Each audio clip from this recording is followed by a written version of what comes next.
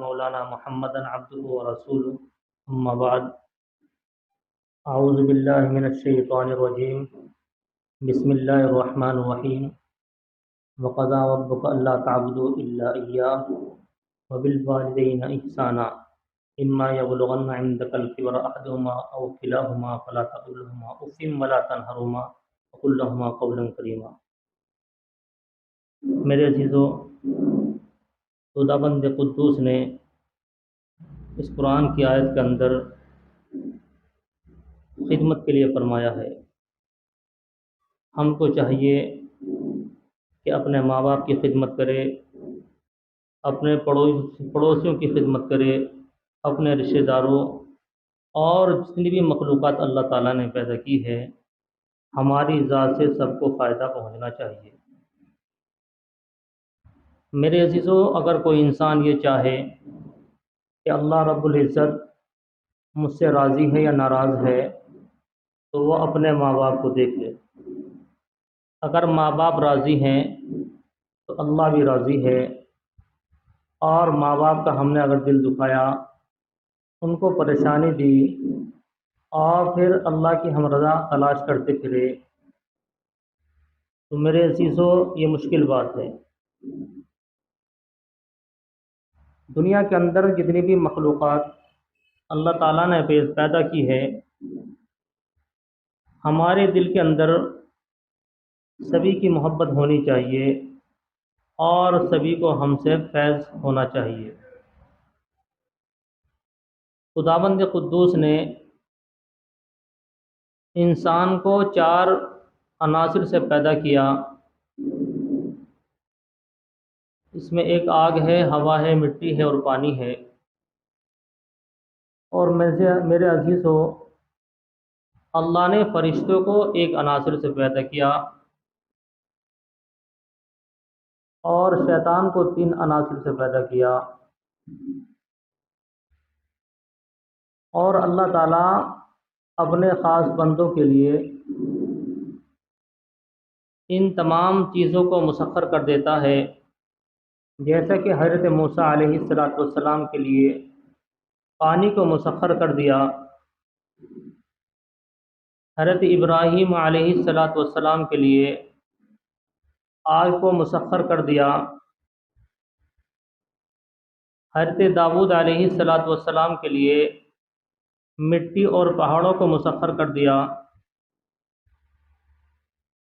اور حضرت سلیمان علیہ السلام کے لیے ہوا کو مسخر کر دیا۔ میرے عزیزو، تمام فرشتے اللہ تعالیٰ کی عبادت کرتے رہتے ہیں اور انسان کو اشرف مخلوق بنایا اور اس کے لیے گناہ کا مادہ اس کے اندر رکھ دیا۔ انسان کو چاہیے کہ جب جان کے انجانے میں اگر اس سے کوئی گناہ ہو جائے تو اللہ سے رو رو کے معافی مانگے، اور اللہ تعالیٰ معاف کرنے والا ہے۔ اور جب بندہ اللہ سے توبہ کرتا ہے تو اللہ اس کو معاف بھی کرتا ہے اور اس سے خوش بھی ہوتا ہے۔ فرشتوں نے کہا تھا کہ دنیا میں جا کر خون ریزی کریں گے، فساد کریں گے۔ پھر اللہ تعالیٰ فرشتوں سے کہتا ہے کہ دیکھو میرے بندے نے گناہ کیا، پھر مجھ سے معافی بھی مانگی ہے۔ اور میرے عزیزو، خداوند قدوس اپنے بندوں کو معاف کرنے کے لیے کوئی نہ کوئی ہیلا اور بہانہ ڈھونڈتا ہے، بشرطے کہ کمی ہماری ہے۔ میرے عزیزو، ہم کتنا بڑا علم حاصل کر لیں، کتنی نمازیں پڑھ لیں، اور پڑھنی بھی چاہیے، لیکن اتنی نمازیں پڑھنے سے، قرآن پڑھنے سے انسان کا دل صاف ہوتا ہے،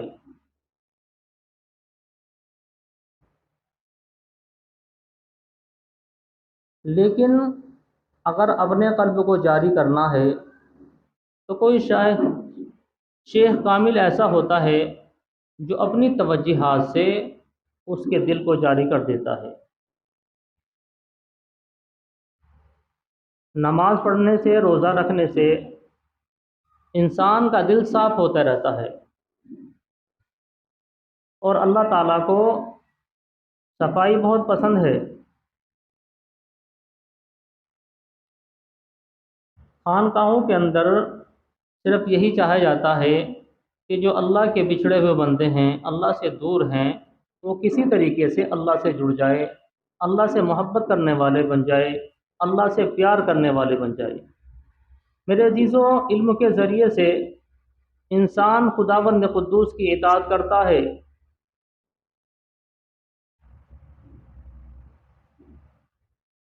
اور اطاعت کرنی بھی چاہیے، لیکن اگر نفس، انسان کا یہ نفس اگر کسی چیز سے ڈرتا ہے تو وہ محبت سے ڈرتا ہے، اور جب انسان اللہ سے محبت کرتا ہے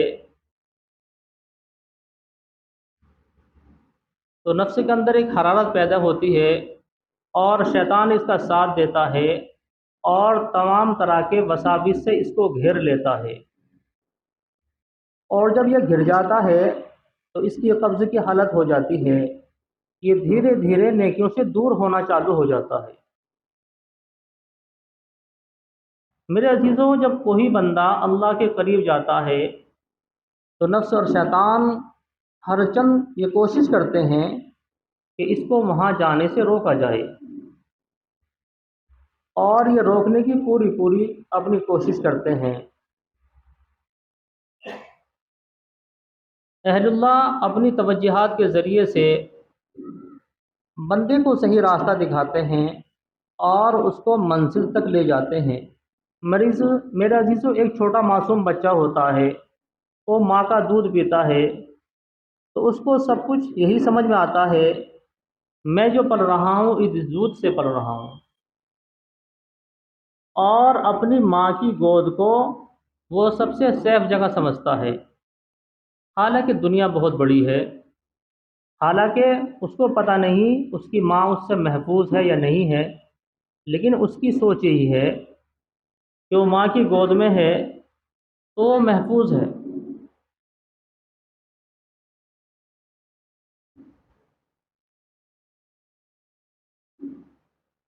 میرے عزیزوں، یہ اسلام، یہ ایمان ہم تک ویسے نہیں پہنچا، ہمارے بڑوں نے، صحابہ اکرام نے، تمام اولیاء کرام نے بڑی محنت کی ہیں۔ میرے عزیزوں، اللہ کے نبی صلی اللہ علیہ وسلم کی ذات سے کسی نے مخالفت نہیں کی۔ جب ایک صفت آ گئی، اللہ کے نبی صلی اللہ علیہ وسلم کو نبوت حاصل ہو گئی، تو لوگ مخالفت پہ اتر گئے۔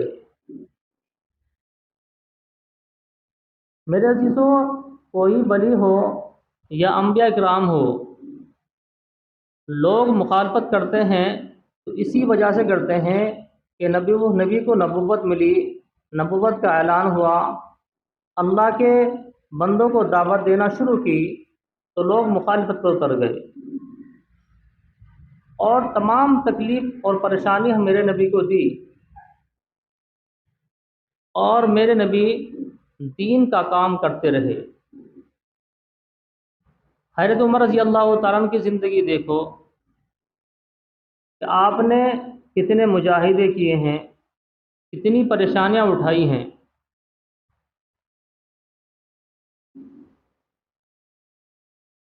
اللہ کے نبی صلی اللہ علیہ وسلم نے دعا کی کہ اللہ، ابو جہل یا عمر، جو تجھے پسند ہو اس کو ایمان کی دولت سے نواز دے۔ ادھر کفار مشرکین کا مشورہ چل رہا تھا کہ اللہ کے نبی صلی اللہ علیہ وسلم کو کیسے قتل کیا جائے۔ سب کفار مشرکین نے یہی مشورہ کرا کہ اس کام کو عمر کر سکتے ہیں۔ صبح کو عمر نے تلوار ہاتھ میں لی اور نعوذ باللہ اللہ کے نبی صلی اللہ علیہ وسلم کے قتل کے ارادے سے گھر سے نکل پڑے۔ راستے میں زید بن ارقم حضرت عمر کو ملے اور کہا کہ عمر کہاں کا رخ ہے، کدھر جا رہے ہو؟ کہا کہ اس محمد کو قتل کرنے جا رہا ہوں۔ زید بن ارقم نے کہا کہ پہلے اپنے گھر کی خبر لیجئے، آپ کی بہن اور بہنوئی دونوں مسلمان ہو چکے ہیں۔ سیدھے بہن کے گھر پہنچے، دروازہ کھٹکھٹایا۔ بہن اندر قرآن پڑھ رہی تھی۔ وہ قرآن کے جو پارے تھے ایک دم چھپا دیے، اور ان کے بہنوئی سعید بن زید پردے کے پیچھے دبک گئے۔ جب بہن نے دروازہ کھولا، حضرت عمر رضی اللہ تعالیٰ عنہ اندر داخل ہوئے اور بہن سے کہا کہ تو کیا پڑھ رہی تھی؟ اس نے کہا کہ میں قرآن پڑھ رہی تھی۔ کہ تو اپنے مذہب سے نکل گئی، اپنے دین سے نکل گئی، اور ایک تماچا بہن کے منہ پر مارا جس سے وہ گر گئی۔ بہن کھڑی ہو گئی تو پھر مارنا شروع کیا، اور ایک تلوار کی موڑ ان کے سر پر ماری، جس کی وجہ سے ان کے سر سے خون نکلنے لگا۔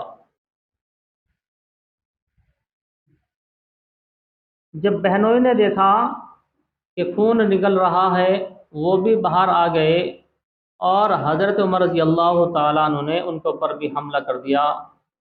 2-3 منٹ ان کے سر پر بھی تلوار کی ماری تو ان کے بھی سر سے خون نکلنے لگا۔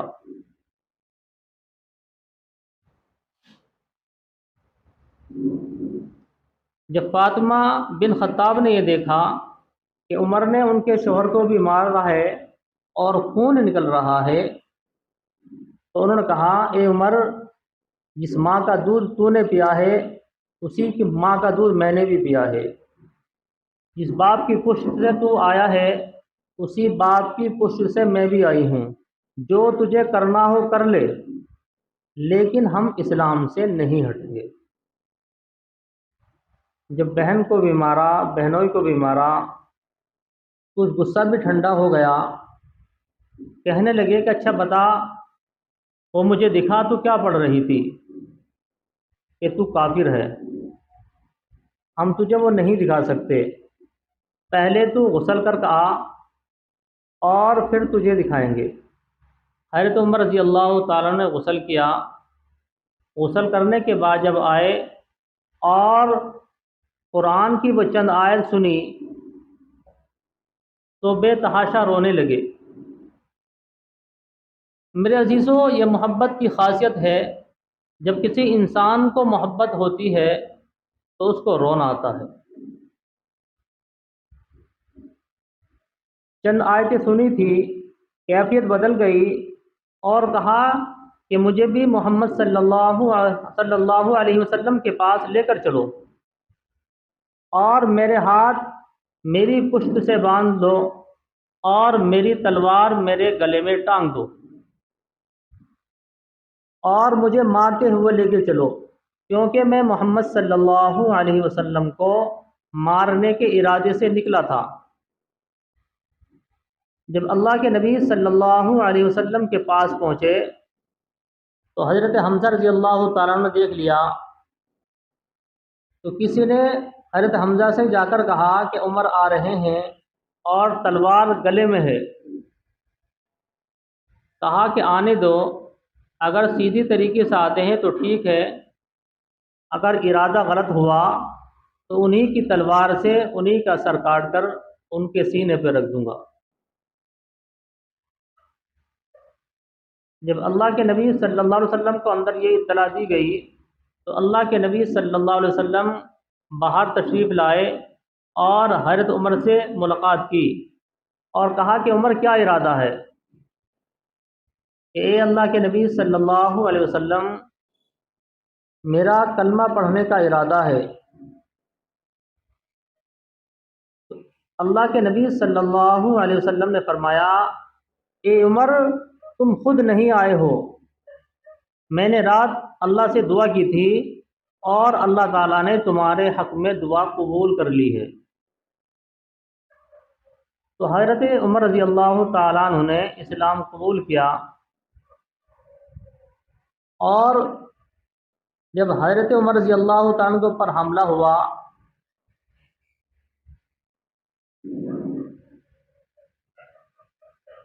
26 ذی الحجہ کو حضرت عمر رضی اللہ تعالیٰ عنہ کے اوپر حملہ ہوا، اور حضرت عمر رضی اللہ تعالیٰ نے جب دیکھ لیا کہ اب حالات اچھے نہیں ہیں، اب میرا انتقال ہو جائے گا، تو اپنے بیٹے عبداللہ رضی اللہ تعالیٰ عنہ سے کہا کہ آپ اماں عائشہ کے پاس جائیں اور ان سے کہے کہ عمر کا وقت قریب ہے، عمر یہ چاہتے ہیں کہ اللہ کے نبی صلی اللہ علیہ وسلم کے پاس ان کو دفن کیا جائے۔ اگر وہ ہاں کہہ دے تو ٹھیک ہے، اور نہ کہہ دے تو کوئی بات نہیں، واپس آ جانا۔ اور پھر اپنے بیٹے سے فرمایا اگر اماں عائشہ رضی اللہ تعالیٰ عنہ اجازت دے بھی دے، کیونکہ میں امیر المؤمنین ہوں، میرا انتقال ہو جائے تو انتقال کے بعد جب جنازہ میرے لے کر جاؤ تو ایک مرتبہ پھر معلوم کرنا، ہو سکتا ہے کہ میرے انتقال کے بعد ان کا ارادہ بدل جائے۔ یکم محرم کو حضرت عمر رضی اللہ تعالیٰ عنہ اس دنیا سے کوچ کیا اور انتقال ہو گیا۔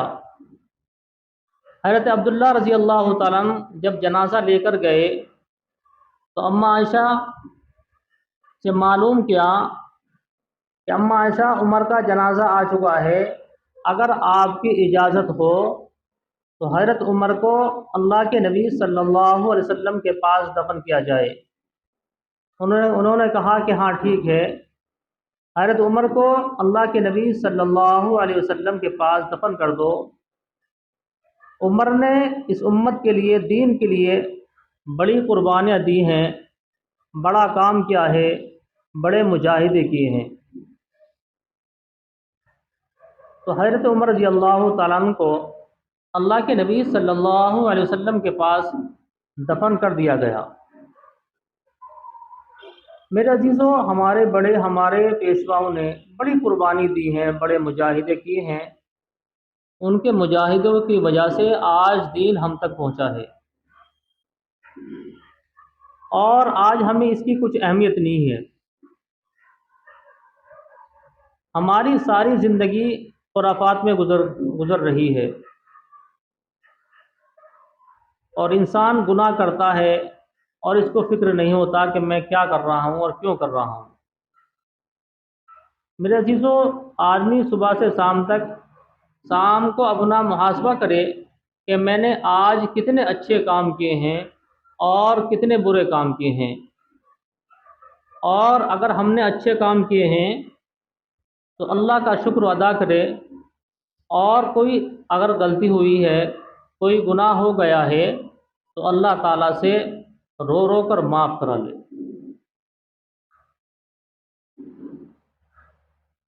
بشر حافی علیہ رحمہ ایک بہت بڑے بزرگ ہیں، اور سبھی لوگ ان سے واقف ہوں گے۔